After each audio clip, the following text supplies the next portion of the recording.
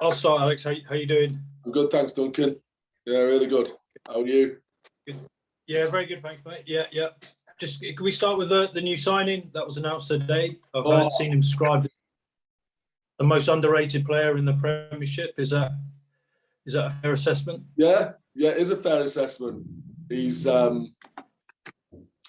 more than that. He makes my head look like a head full of hair. I know you're a man of who can understand that. He's a great player, isn't he? Like we're very lucky. And, we lost a couple of wingers and wingers with experience. In Denny and him who should not be named. So to get someone of Flats's experience and gas and quality to help some of our younger lads progress further is brilliant. Not just to have them on the field, but he'll bring them through as well. And he's a sound lad. He's a really good lad. And he's coming with his mate, isn't he? So him and Johnny will have someone to look after themselves from the West Country at least.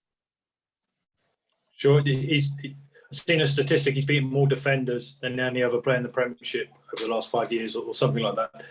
But what is it you think he'll bring to the club?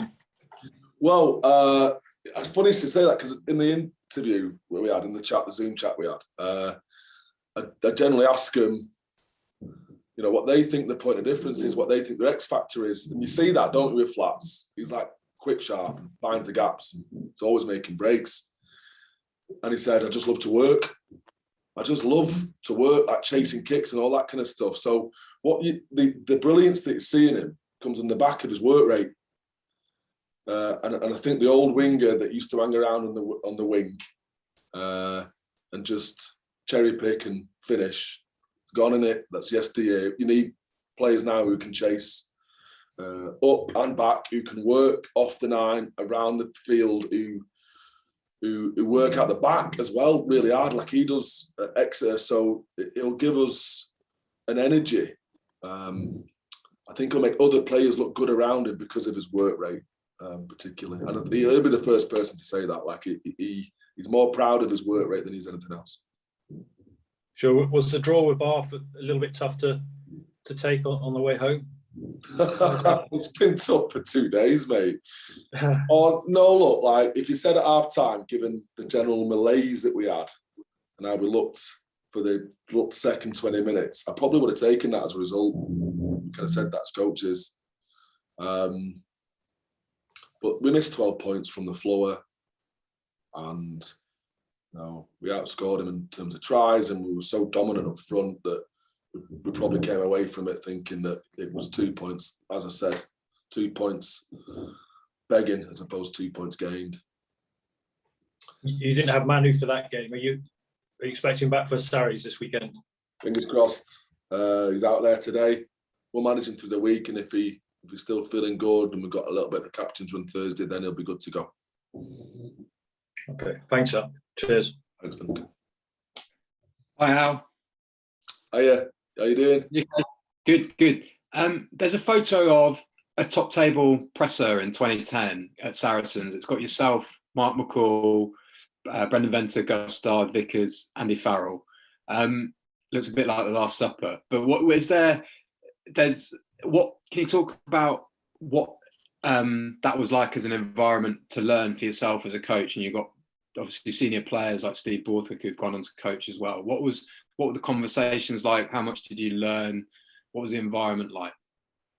If that was the Last Supper, then Saracens' reinvention is the Messiah return, didn't it? That's Smalley being Jeebus. He's back in the fold. God, Jesus, the learning. It wasn't, it still is a brilliant learning environment. Not just from the coaches who were present, because obviously like Faz and Guzzy and me were all pretty inexperienced at the time.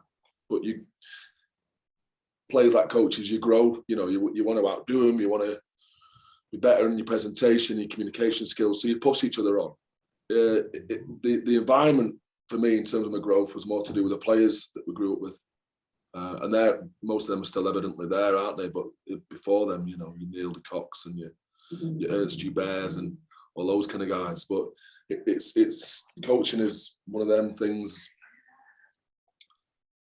around man management, I would say. Certainly when you get to this level, as opposed to the technicalities of it, it's, as Jed Mason, owner of Mawson Cores, it's a billionaire engineering umbrella group, said to me, I'm in the flesh peddling business,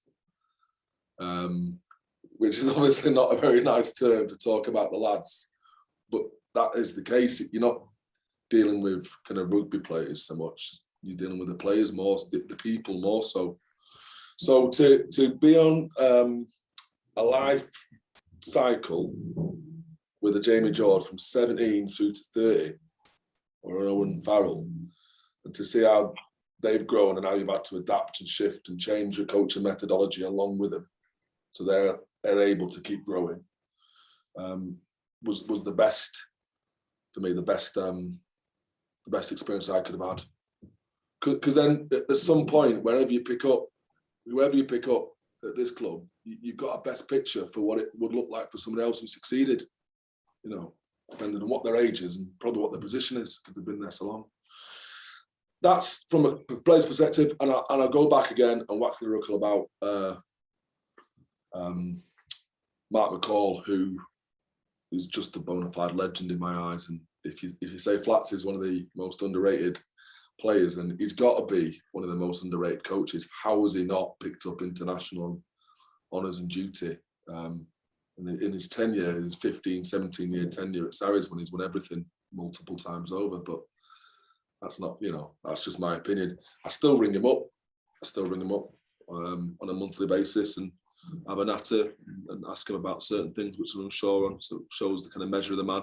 He doesn't let his professionalism get in the way of his relationship with me, at least, anyway. How weird then is it from both strands, both coaching against Mark and then also coaching? You're going to be probably coaching against Jamie and Owen and a lot of those guys. Yeah, more weird the first time on it down there. Less so now. It's funny how quickly you adapt and have to adapt to the environment you're in. It truly is us and them now. Which is how it should be, innit? I've got both feet in this camp. It's how it should be.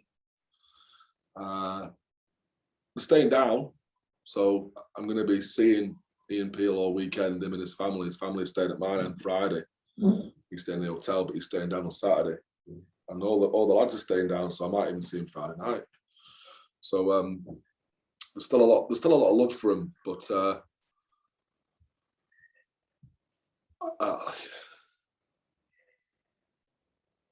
yeah, I think there's probably some ground we have to make up as a club to earn their respect in my current position. I know I had it when I was with them, but now I'm wearing different colours. I think this game is a really good barometer of where we're at against the very best in Europe, because they have been for years statistically the best in the Premiership, if not the top of the table. They've scored the most points, conceded the least. So it would give us a good barometer going into Europe and to give us that springboard into the playoffs. It's essentially a quarter-final cup match, as the BT Sport boys said. But that's the outcome. I think in terms of process, it's about earning respect, off them this weekend and off each other. Sort of leading on from that, do you have a take on Owen Farrell's tackling technique, and particularly what he got in trouble for on Saturday? You'll have watched him in training and in games make hundreds and hundreds and hundreds of tackles. A perspective.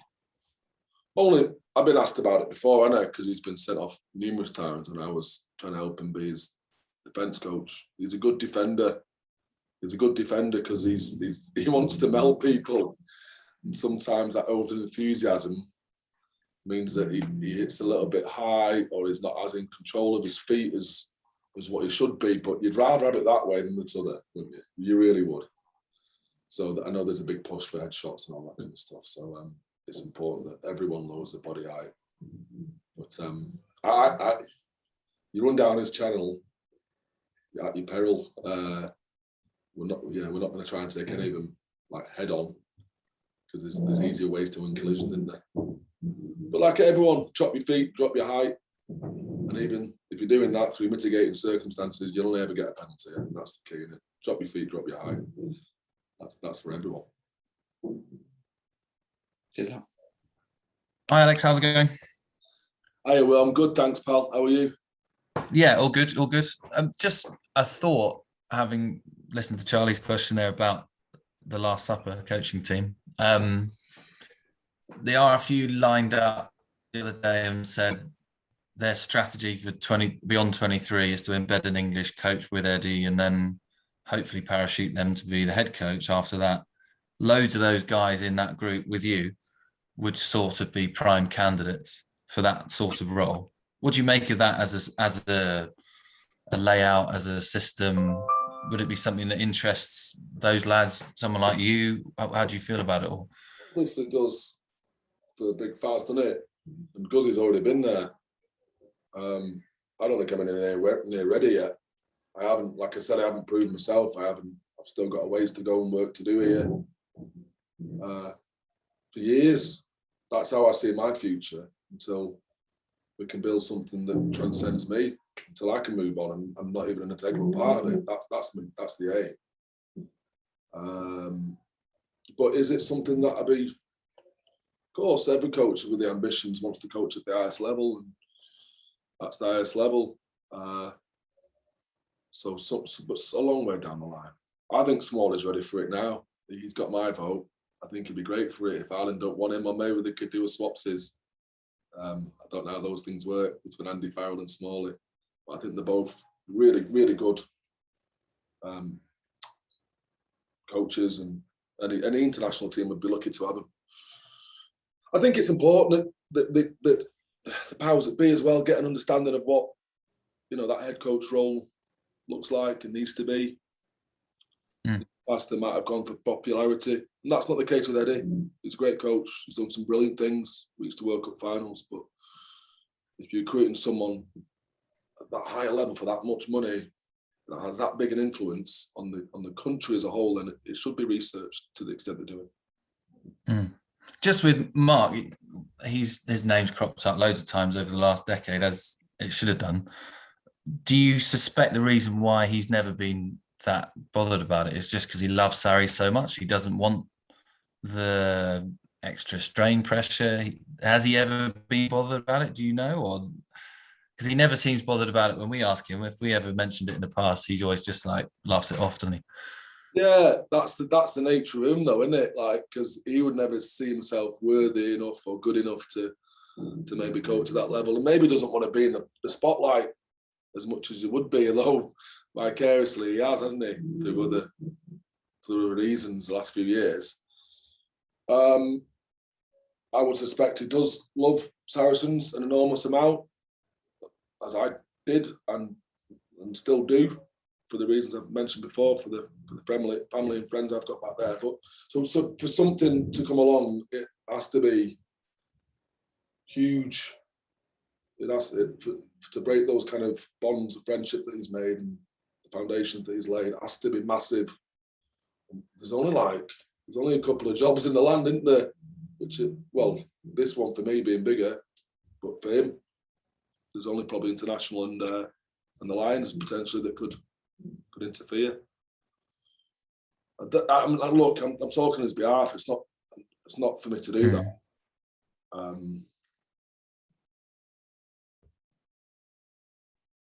Thanks. Interesting, Yeah. Alex. Thank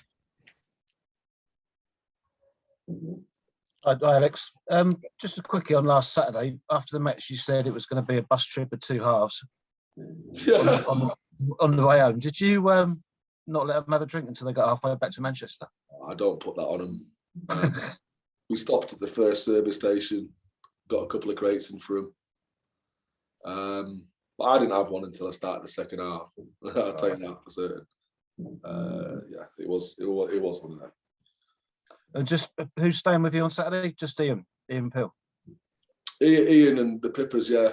Ian Pipper Right. and the Peel family staying with us Saturday, but all the rest of the lads are up in town somewhere, so I've heard. Great. Thanks, mate. Cheers. Alex, just to follow up on the England stuff. I mean, I know you've given Mark McCall quite a big endorsement, but the RFU has said that ideally they would like an English. They're looking for an English guy to take over as a young English coach. Do you find that encouraging that that's the route they'd like to go down? Yeah, there's loads of them though, isn't there? There's a lot of good English coaches now, more than there's been for a while. Gorgeous George down at Gloucester and not so gorgeous Steve at Leicester. They're just to name but a couple. So yeah, I think it's really encouraging. It's great for the country, innit? And hopefully, like I've done coming back here, there's enough to play for in terms of where you're from. I think up north, as there should be for England, and it's just be that bit more authentic, wouldn't it, if he's English? Can I just jump in, Alex? If that's right. Yeah. It's kind of following on from that, the RFU kind of saying ideally an English coach. Now, kind of in another sport, cricket, after Trevor Bayliss, Chris Silverwood was the man because they wanted an English man, and that didn't work out. Is that? I don't know, ideally you probably want an English coach, but surely it's about the best available coach, the best coach for England, whether that's an Englishman or not an Englishman. Do you think that kind of a little bit restricts the pool of available coaches, and you're perhaps restricting yourself and not getting the best coach available? Yeah, it's all depends. Yes, the best coach. And what does that encompass? Because there's like we do now, like most clubs do now, you have to recruit on character as much as you do on talent, and there's a lot of good coaching talent out there, technical coaches maybe, but what's the right fit for the group of players that you're leading? And coming back to that kind of authenticity of what it is to be English, you know what I mean? Like, how can you can't fabricate that, can you? If it does mean a lot to you, you can't reproduce that. So, and you're already got an advantage over another coach, I would imagine, if you are English for those reasons, because you can pluck on those heartstrings and use that as motivation. A lot of all the coaches who are in the Premiership now, in some part of the past, the English ones anyway, played for England. You know what I mean? So they've been there. I think so anyway. I'm not talking out of turn there, but you can check it up. You can probably, they've got past experience, what it means to them as well. So no, like it's a combination of talent. It's a combination of talent, character, and what the best fit for the job is, definitely. And I'm sure that they wouldn't overlook someone who was out and out a better coach just because of his nationality. That's just racism, isn't it? Back on to matters last weekend. How do you reflect on it? Because in some ways, a little bit of a microcosm of the season. First half, inconsistent, nowhere near the best. And then the second half, a marked improvement, and probably should have won, despite the fact over the whole 80 minutes, maybe a draw wasn't the most unfair of results. How do you reflect on that, and how do you kind of get the guys to move forward and say, it's easier said than done, but kind of that first half is what we don't want to be, and the second half is the template of what we want to be? Yeah, look, that's how most teams would have addressed it. That's how we addressed it last time. Worst of us, best of us, pretty much in the same language you've used, and you can kind of shame players into a response on the back of that, knowing that you got the fix at half time, and the fix was obviously, because we didn't do any coaching at half time, it was purely mentality. So therein lies like a bigger question, and probably the need for some deeper reflection. And that's what we did. So we come in on yesterday morning, We didn't have any clips. We had a super spa day for recovery, and we put them into 3 groups of 8 to 10 players, and we talked about the reflection of the game, how it felt, reasons for that, but then also what we wanted at this back end of the season, what they wanted at the back end of the season.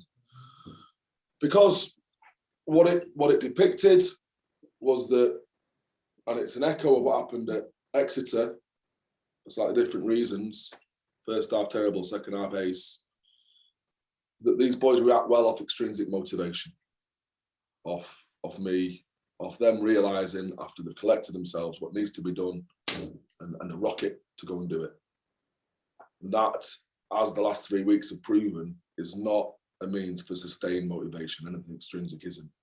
So me asking them what they want out of the next 10 weeks is to put it back onto them to make it more intrinsic. And if it's there and they want it bad enough, then it shouldn't take someone on the outside telling them to shape up or to do this or to do that. It should just be driven from them individually. So that's how, for me, that's how you address it. That's how you fix it. And whether or not we're there or not, well, Friday night will be the proof in the pudding, so to speak. Just finally, one from me, the final kick of the game. I think that's the 5th game Sale have been involved in this season in the Premiership. They've come down to the final kick of the game. Some have gone in Sale's favour, some have gone against.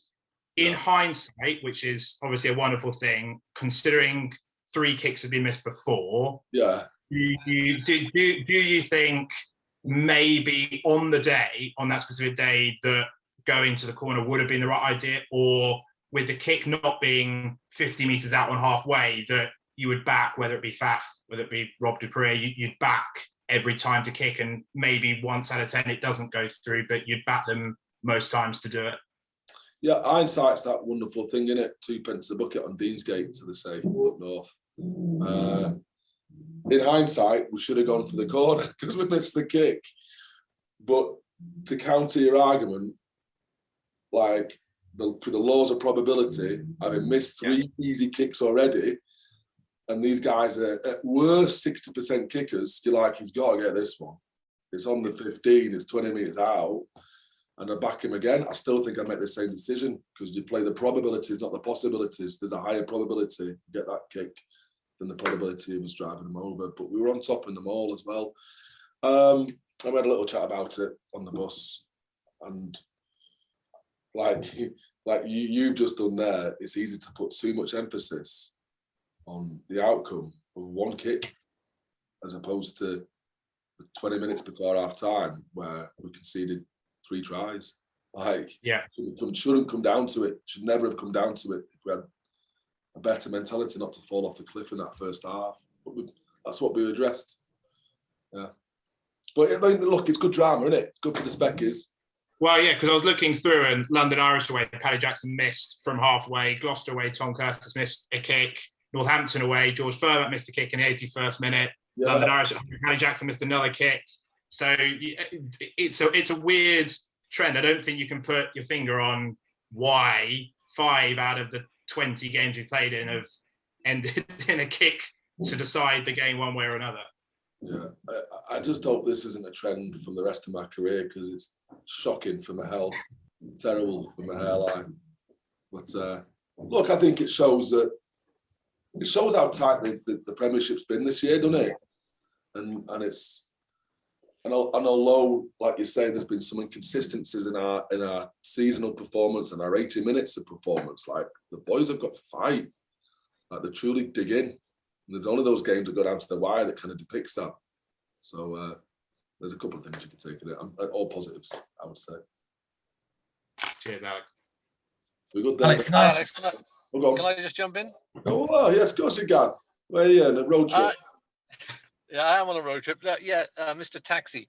Can I just ask you about the difference between taking on a Saracens team with Owen Farrell and a Saracens team without him, and accepting, okay, the good and Lozowski are test players, but specifically what Owen brings to the party? Leadership. Look, he's dead skillful. And his kicking game was probably more astute than the other guys that have been playing there. He's definitely more physical than Goody, but not more so than Lozowski. That's his technical skills, but his ability to to wrestle back momentum because of the respect and his ability to communicate what's needed is second to none.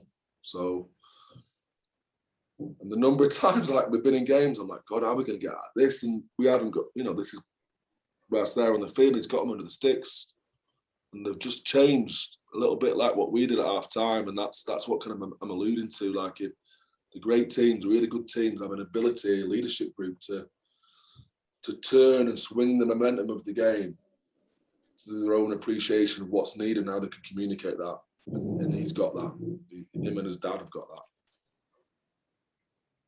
To a certain extent, do you think that him not being there for England just reminded people about what he actually brings, those things you don't talk about, like, that you take for granted when Owen's on the pitch? Yeah, because a lot of people just think it's that just what I said that there. Then it's like his ability to turn the team on a pitch. That's like the cherry on top of the cake, because of the amount of conversations and press interviews and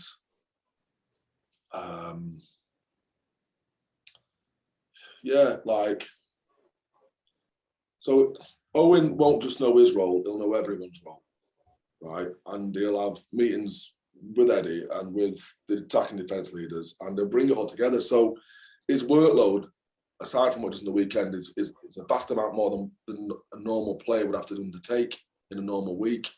And he does that and he shoulders it easily because of the man he is. But he's learned to do that. We've all seen that. We've all seen some of the frustration that he showed on the field, but he's better than that now, isn't he?